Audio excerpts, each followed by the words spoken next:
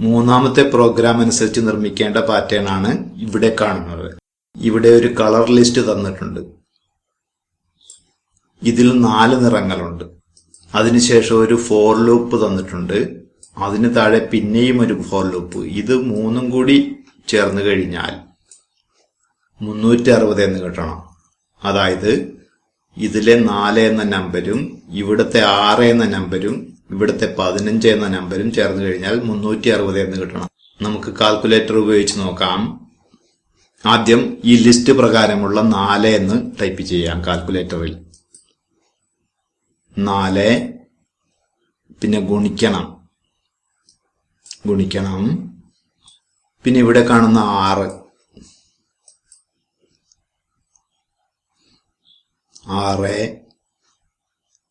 ഗുണം പിന്നെ ഇവിടെ 15 എന്ന് കാണുന്നു. അപ്പോൾ ഗുണം 15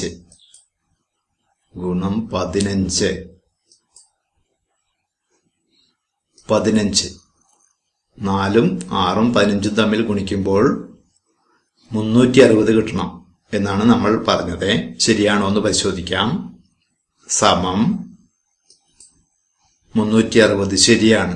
പിന്നീടുള്ളതെല്ലാം നമുക്കറിയാവുന്ന കാര്യങ്ങൾ തന്നെ. നമുക്ക് പാറ്റേൺ പ്രവർത്തിപ്പിച്ചു നോക്കാം.